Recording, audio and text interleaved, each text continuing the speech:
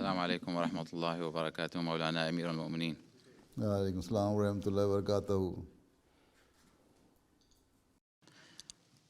نشهد في السنوات الأخيرة تغييرات عالمية جذرية في مختلف المجالات کہتے ہیں کہ موجودہ چند سالوں میں عالمی سطح پر بہت زیادہ سیاسی، اقتصادی، معاشرتی اور ماحولیاتی تبدیلیاں ہوئی ہیں اور ہو رہی ہیں، جن سے کیا ترقی یافتہ اور کیا غریب اقوام سب متاثر ہوئی ہیں۔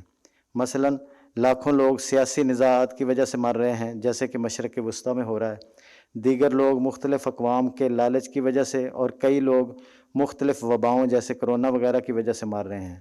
سوال یہ ہے کہ یہ حالات کب تک چلیں گے، اور کیا ہم بدترین زمانے تک پہنچ گئے ہیں، یا اس سے بھی زیادہ برا زمانہ آگے آنے والا ہے؟ بات یہ ہے کہ یہ ایسا زمانہ ہی تھا جو آج سے 130 سال پہلے سے شروع ہوا،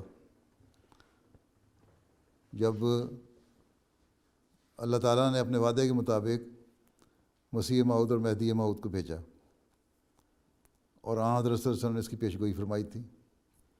یہ زمانہ تھا، اور ان کے ماننے والوں کے لیے خوشخبری دی کہ وہ ان برائیوں سے اور مسائل سے بچ جائیں گے جو سچے مومن ہوں گے۔ یہ نہیں کہ صرف بیعت کرنا، اس لیے حضرت مسیح علیہ السلام لکھا ہے کہ صرف میری بیعت کرنا کافی نہیں، میری بیعت کے ساتھ میری جو شرائط ہیں ان پہ عمل کرنا بھی ضروری ہے۔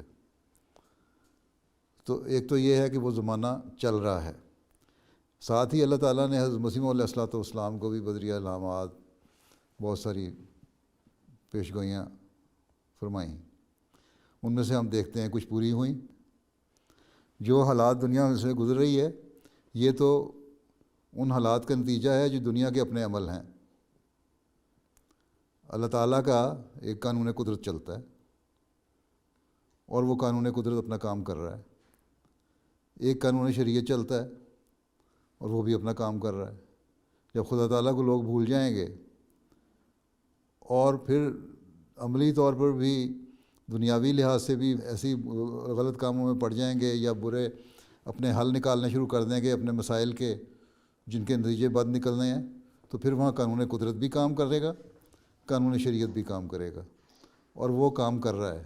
اب دنیا کی اکثریت جو ہے وہ خدا تعالیٰ کو بھول رہی ہے، اور جب خدا تعالیٰ کو بھول گئی تو پھر اللہ تعالیٰ سے مانگنے کا تو سوال نہیں رہا۔ دنیا سے وہ مانگنا چاہتے ہیں۔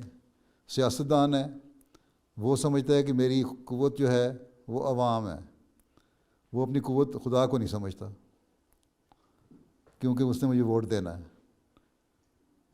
اور اسی طرح بزنس مین ہے، وہ سمجھتا ہے کہ میری قوت جو ہے عوام کو کسی طرح رام کرنا، چاہے میں غلط طریقے سے کروں، بدماشی پھیلا کے کروں، یا صحیح طریقے سے کروں، جو بھی غلط یا صحیح طریقہ جو ہے، جس کو انگریزی میں کہتے ہیں بائی ہوک اور بائی کروک، ہم نے مقصد حاصل کرنا ہے۔ ٹھیک؟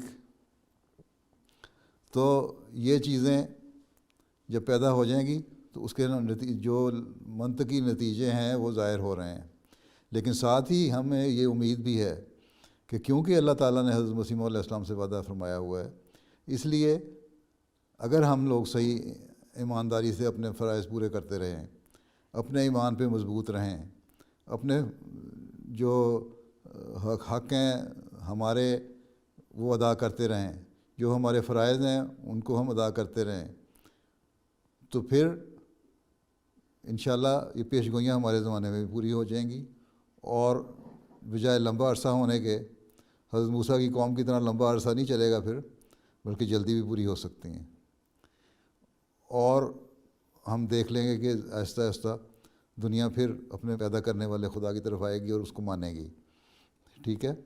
اس لیے میں تو اتنا نا امید نہیں ہوں اس بات پہ کہ اگر احمدی اپنے آپ کو بدلیں اور اپنا حق ادا کریں، خدا تعالیٰ کا جو ہم پر حق ہے اس کو ہم ادا کرنے والے ہوں، اور بندوں کے جو ہم حق ہیں ہمارے پر حق ہیں وہ ادا کرنے والے ہوں۔ اسی پہ میں بار بار زور دیتا ہوں۔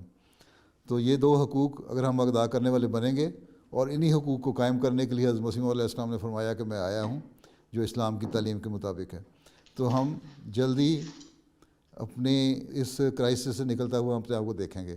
نہیں تو لمبا ایک عرصہ گزرے گا، لیکن ایک وقت آئے گا جو ہم اس کرائسس سے گزر جائیں گے، اور احمدیت کی انشاءاللہ تعالیٰ کہ انتہا ہوگی، اور اس کے بعد پھر زمانہ آئے گا جو قرب قیامت کا زمانہ ہوگا۔ اب وہ ہم اسی دور میں سے گزر رہے ہیں، بقول حضرت مسیح موعود علیہ الصلوۃ والسلام کے کہ آخری 1000 سال ہے، اس میں سے ہم گزر رہے ہیں، لیکن اس سے پہلے ایک زمانہ ترقی کا آنا ہے اسلام کی، اور وہ انشاءاللہ آئے گا۔